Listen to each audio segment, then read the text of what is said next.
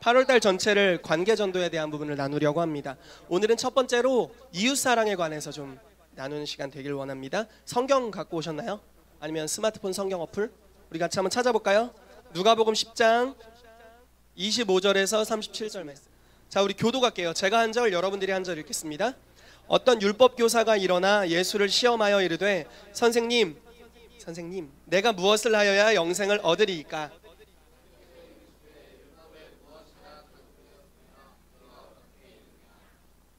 대답하여 이르되 내 마음을 다하며 목숨을 다하며 힘을 다하며 뜻을 다하여 주 너의 하나님을 사랑하고 또한 내 이웃을 내 자신같이 사랑하라 하였나이다.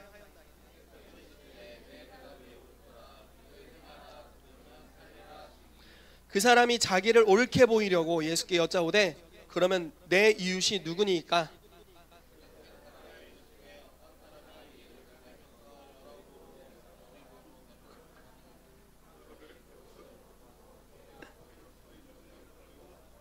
마침 한 제사장이 그 길로 내려가다가 그를 보고 피하여 지나가고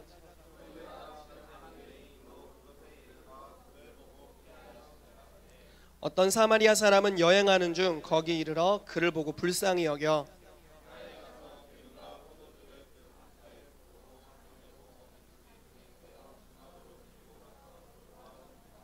그 이튿날 그가 주막 주인에게 데나리온 2를 내어주며 이르되 이 사람을 돌보아 주라. 비용이 더 들면 내가 돌아올 때에 갚으리라 하였으니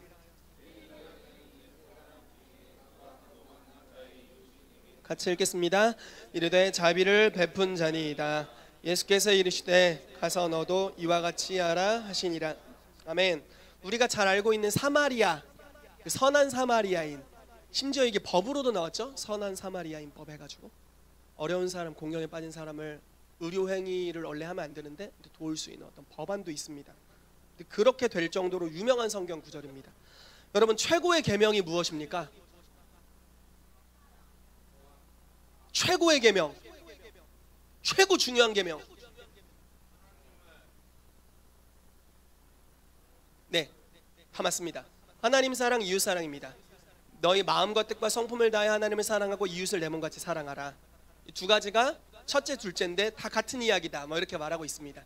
하나님을 사랑하는 것, 이웃을 사랑하는 것, 이것이 성경에서 말하는 크고 첫째 되는 계명입니다.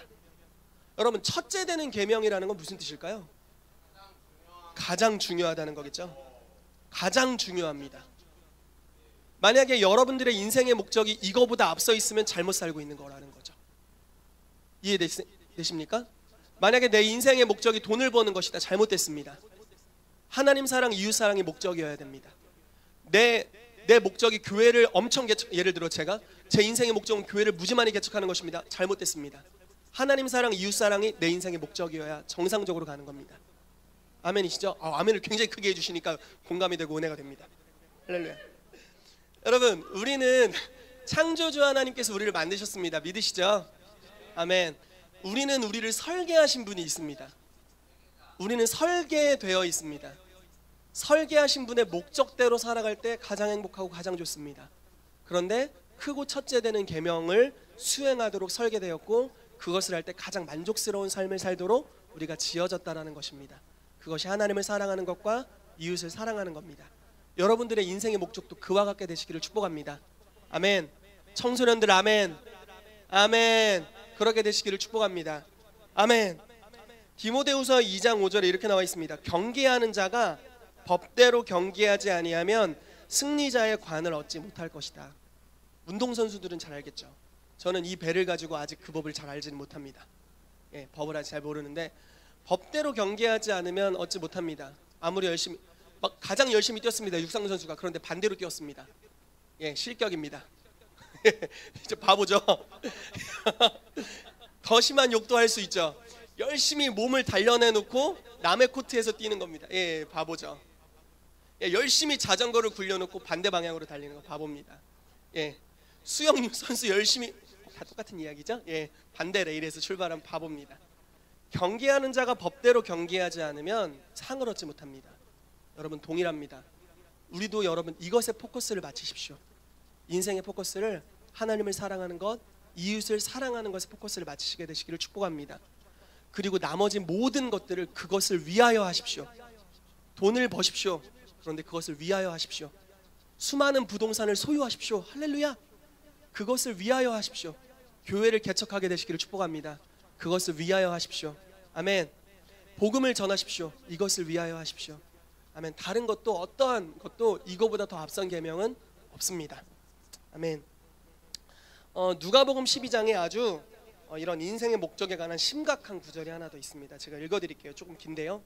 귀 기울이고 잘 들어보세요. 나레이션 같이 읽어보겠습니다. 그들에게 이르시되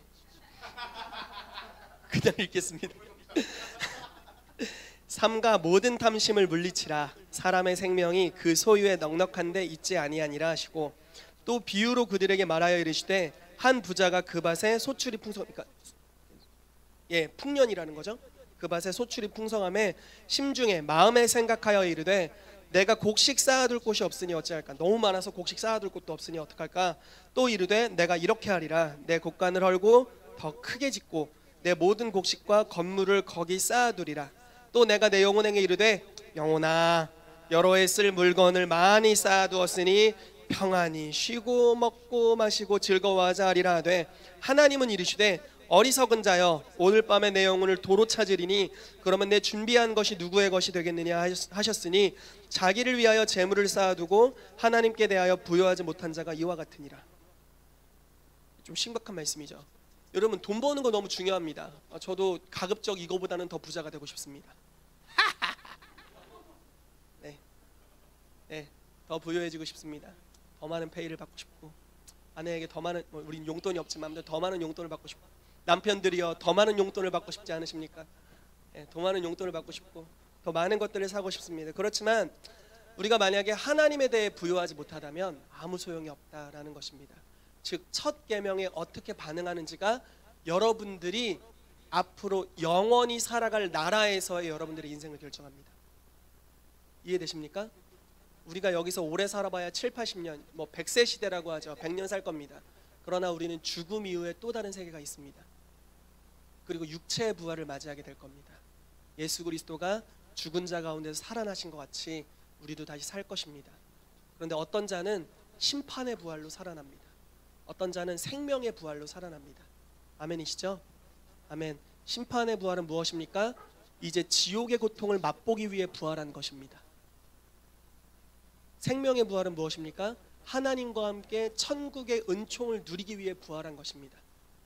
영원한 삶이 지금 우리가 어떤 계명을 우선순위로 두고 살아가는지에 따라서 결정된다라는 것이죠. 너무나 중요합니다. 할렐루야. 여러분, 작용과 반작용의 법칙에 대해 아십니까?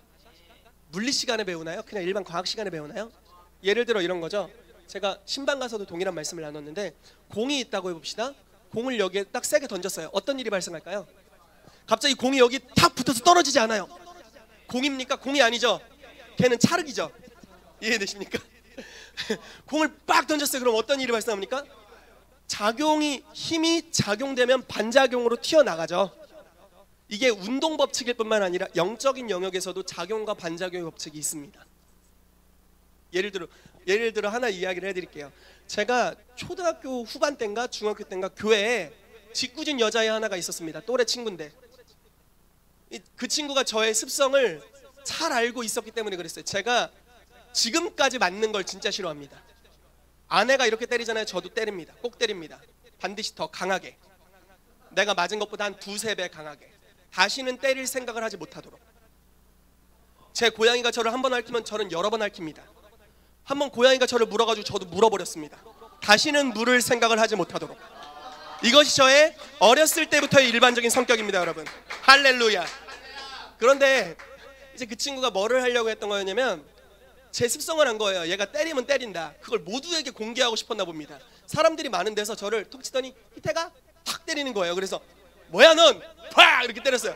그랬더니 얘 좀 봐요! 막 이러면서 막 또 희태가 하고 톡 때리더니 제가 와! 이렇게 그러면서 아무튼 재밌게 놀았던 적이 있습니다. 작용과 반작용. 이게 작용과 반작용입니다. 저는 보십시오. 누가 저를 때립니다. 그럼 저는 아프죠. 아파요. 엄청 아팠어요. 아파요. 그럼 어떻게 해요? 두 가지 방향이 있습니다. 하나, 내가 갚을 만한 사람이다. 그러면은 더 세게 갚습니다. 이해되죠? 그런데 갚을 만한 사람이 아니에요. 예를 들어 학교 선생님이 날 때렸어요. 예를 들어 제가 희윤이를 때렸어요. 뭐 이런 거죠. 갚지 마세요. 갚지 마세요. 막 예를 들어니까 여러분들이 갚을 수 없는 대상이 여러분들을 때렸어요. 예전에 저 어렸을 때 깡패 많이 맞는데 깡패한테 맞은 적이 있어요. 진짜 별로였습니다. 이제 대학교 원서를 내려고 지하철에 내려서 친구랑 걸어가는데 깡패가 저희를 어깨동무하더니 구청 깡패들이 진짜 무서웠어요. 맞았어요. 아팠어요. 피 이렇게 막 여기 막 주머니에 막 그 원서 내려고 돈 있었는데 막 이렇게 하다가 일부러 안 뺏기려고 잔디밭에 이렇게 던지고 이렇게 끌려가서 포 두드려 맞고 피 하고가지고 잔디밭까지 다시 찾아왔어요. 빼앗기지 않았습니다. 할렐루야. 빼앗기지 않았어요. 집요했습니다. 그런데 맞는 걸 정말 싫어하지만 대항할 수가 없었어요. 너무 무서웠어요. 이렇게 피라도 좀 닦아줄 걸. 제 친구는 이렇게 피를 닦아줬다가 더 맞았어요. 아무튼 지난 이야기인데 쌓이는 거죠. 그런 에너지가 쌓여요. 근데 이게 작용과 반작용의 법칙이 있는 거예요. 누군가 나에게 죄를 범하면 이걸 되갚고 싶은 욕구가 있는 겁니다. 어떤 사람은 치면은 바로 칠 수 있어요. 되갚아져요. 그런데 어떤 사람은 이게 되갚아질 수가 없는 수준의 것들이 있습니다. 그럼 어떤 일이 발생할까요? 쌓입니다. 계속 쌓입니다. 아주 성품이 좋은 사람일수록 많이 쌓아둘 수 있습니다. 저는 그렇게 오래 쌓아두지 못합니다. 얼마 쌓이면 바로 폭발하는 성격입니다. 근데 진짜 성격이 좋은 분들이 있습니다. 성품 좋은 분들. 그분들은 쌓이고 한 20년 30년 쌓이다가 폭발합니다. 근데 너무 무섭게 폭발합니다. 20년 30년 치니까 분노를 한 번도 표출하지 않다가 우와 화산 폭발이 일어나는 거죠. 이제 그런 일이 작용과 반작용의 법칙입니다. 그러면서 어떤 일이 발생합니까? 그도 이제 누군가에게 풀어낼 수 있는 대상에게 그걸 풀어내기 시작합니다. 작용을 또 누군가에게 하는 거죠. 그럼 또 반작용이 일어납니다. 그럼 또 그게 작용이 돼서 누군가에게 또 갚습니다. 자, 제가 희윤이를 때렸습니다. 이제 인류가 이렇게 시작했다고 한번 생각해 봅시다. 인류가 우리로 시작했어요. 제가 희윤이를 빡 때렸습니다. 죄가 막 일어나가지고 희윤이가 참다가 승우를 때렸어요. 진짜 그러면 안 되는데 승우는 딱 보니까 만만한 게 지은인 거예요. 지은이를 딱 쥐어박았습니다. 지은이가 막 억울해. 자기보다 나이 많은 사람이 없어. 막 억울해하다가 유일하게 할 수 있는 게 엄마한테 한번 대항하는 거였어. 엄마한테 팍 대항했습니다. 그랬더니 엄마가 갑자기 또 누구로 갈까요, 집사님? 이렇게 되는 거죠. 근데 여러분 봅시다. 제가 희윤이를 때렸어요. 희윤이가 승우를 때렸어요. 근데 희윤이가 승우를 때렸기 때문에 저한테 맞은 원한이 갚아집니까? 때렸는데 해소가 될까요? 아니죠. 신기한 것은 그대로 쌓여 있습니다. 때렸는데 그대로 쌓여 있어요. 그래서 즉 무슨 일이 일어나냐면 죄가 증가합니다. 내가 누구한테 해코지를 했는데 해코지를 받은 사람도 누구한테 결국은 해코지를 하게 됩니다. 여러 가지 방식이겠죠. 그게 영 안 돼서 자해하다가 자살까지 가는 거죠. 작용과 반작용이 계속 일어나는데 그것이 인류 전체적으로 쌓이기 시작한다는 겁니다. 누구 하나 이것을 풀어낼 수 있는 능력이 있는 자가 없습니다. 이해되시죠? 인생이 참 암울해지죠. 그래서 결국은 죄가 쌓여서 어떤 일이 발생할까요? 하나님이 심판하실 수밖에 없는 포악한 상태가 되는 거죠. 우리가 지금 그런 상태입니다. 하나님이 이것을 기뻐하실까요? 슬퍼하실까요? 슬퍼하시죠. 그렇기 때문에 그분이 결단한 것은 무엇이었냐면 인류가 범죄한 즉시 또는 이건 어떤 다른 방식으로 우리가 볼 수도 있어요. 인류가 범죄하기 이전부터 한 구원자를 예비하셨습니다. 예수 그리스도시죠. 우리의 죄의 작용과 반작용을 모두 예수님에게 작용으로 쏟아붓게 하셨습니다. 그래서 예수님이 모든 것을 안으셨죠. 너도 날 때려라. 나는 널 때리지 않는다. 너도 날 때려라. 너도 날 때려라. 너도 날 때려라. 모든 수모와 고통을 그분이 다 십자가에서 짊어지시고 돌아가셨습니다. 그리고 그분은 반작용으로 대항하지 않으셨습니다. 그리고 이렇게 말씀하십니다. 아버지, 저들은 저들이 하는 일을 알지 못합니다. 저들의 죄를 용서하여 주십시오. 라고 고백하셨습니다. 그 2000년 전의 십자가 사건을 통해서 죄의 작용과 반작용으로 증가가 일어났었는데 그걸 막아섭니다. 그리고 이제 그분으로부터 값없는 사랑을 우리에게 부어주기 시작합니다. 하나님 입장에선 아들을 죽이는 대가를, 어마어마한 대가를 지불한 사랑, 그러나 우리가 받기에는 아무 대가를 지불할 필요 없는 공짜로서의 사랑이 이제 값없이 부어지기 시작합니다. 그리고 이제 예수님께서 그 사랑을 받은 이들, 우리에게 이렇게 말씀하십니다. 이웃만 사랑하지 마라. 원수를 사랑해라. 핍박하는 자를 위하여 기도해라. 왼뺨을 맞았으면 너는 왼뺨 오른뺨을 때려라. 이게 아니라 너무 심각해져서 갑자기 여러분들이, 왼뺨 오른뺨이 아니라 오른뺨을 돌려대라. 이제 너희가 값없는 사랑을 받았으니 너희도 이제 사랑할 수 있고 용서할 수 있는 권세가 생겼단다.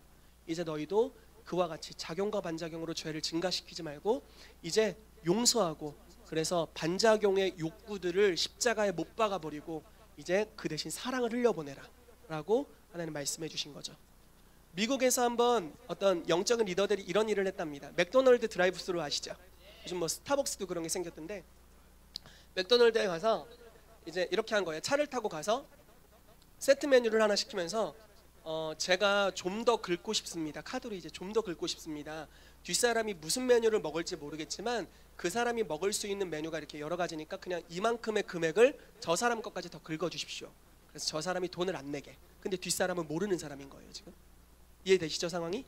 그래서 선의를 베풀면서 긁었답니다. 그리고 그 사람은 뭐 뒷사람이 인사할 수도 없이 그냥 간 거죠. 드라이브스루니까. 뒷사람이 딱 왔는데 앞분이 계산하셨어요? 이렇게 들은 겁니다. 왜? 모르는 사람인데요. 그냥 당신이 받으시래요. 이렇게 했답니다.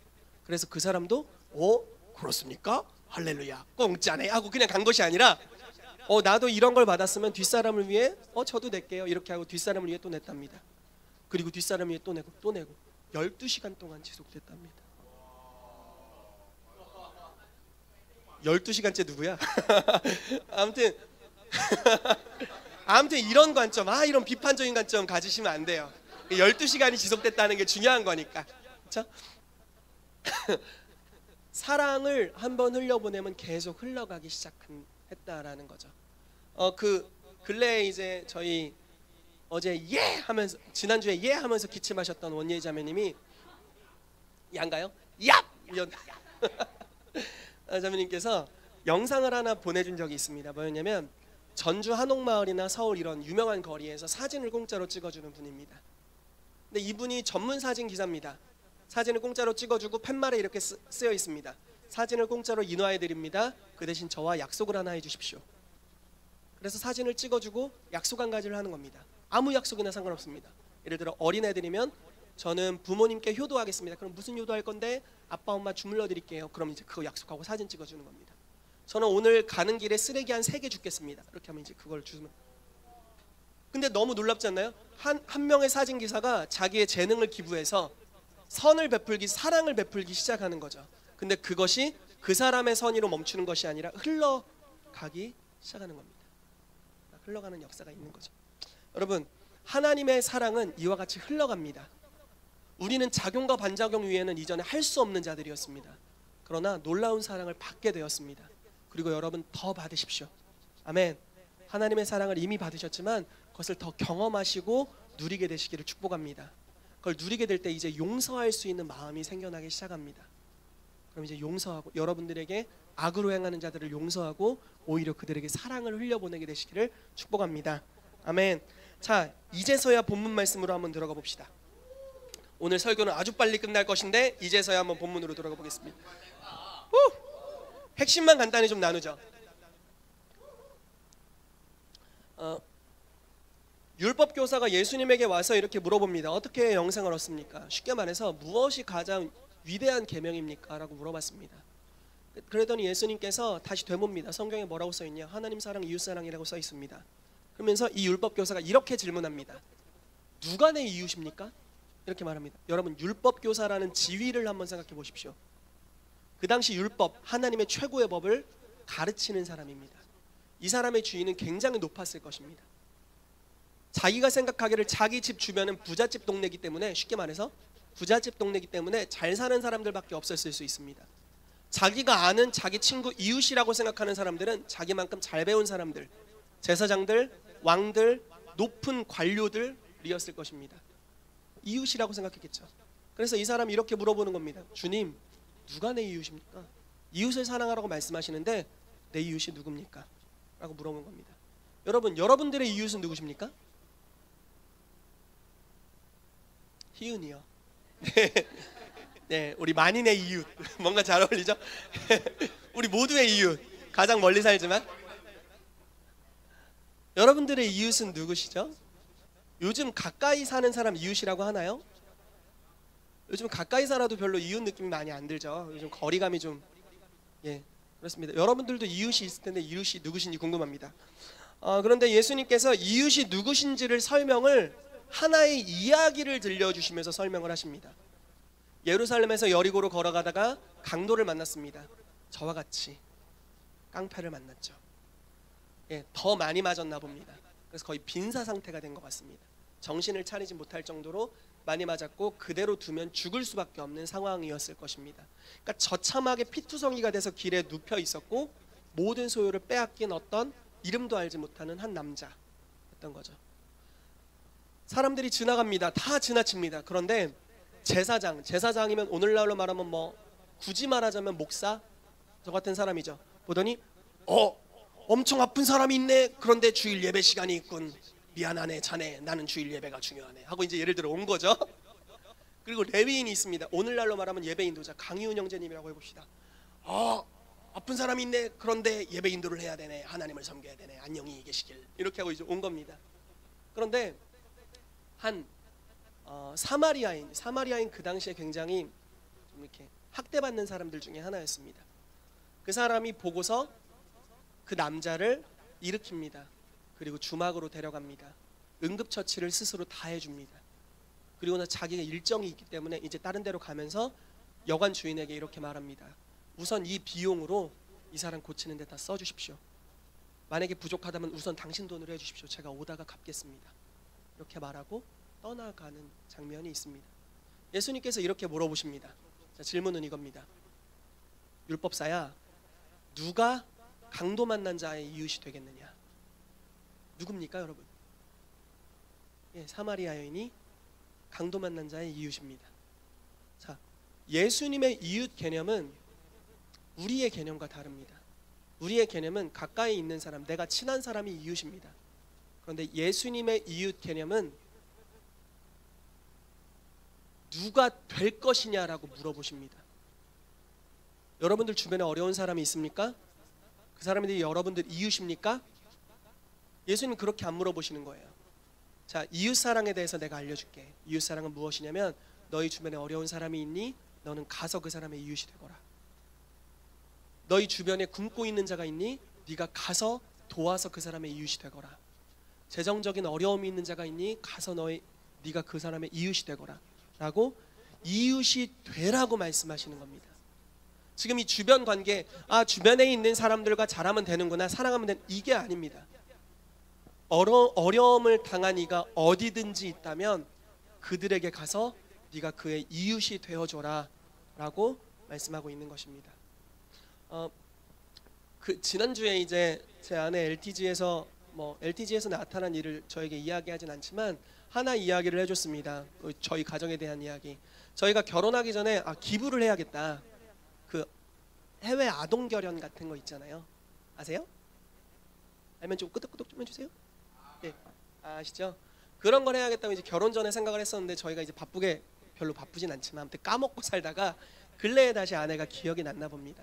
한 3만 원이면 1대1로 결혼을 해서 아이들의 뭐 교육이나 이런 것들을 책임질 수 있는 이런 것들인데 다시 이야기를 하는 거예요. 그래서 오빠 하는 게 어때? 이렇게, 저 오빠입니다. 할렐루야.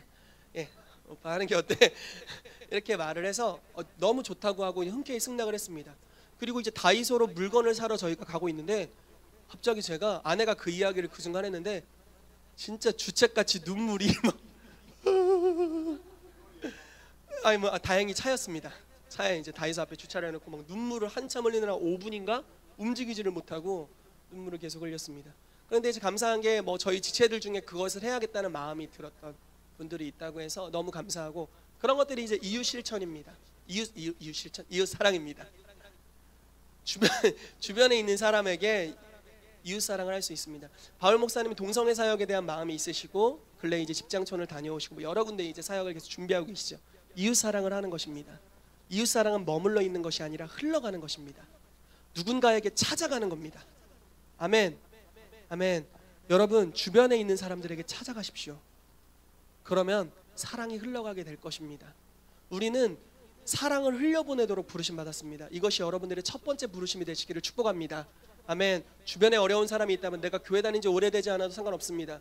어려운 사람 돕는 거 너무나 쉽지 않습니까? 아멘. 너무나 쉽습니다. 그리고 주변에 너무 많습니다. 그냥 왕따 당하는 친구 하나 손 한번 붙잡아줘도 됩니다. 그것도 굉장한 이웃사랑입니다. 아멘. 여러분 이웃사랑을 실천하는 저 여러분들 되시기를 축복합니다.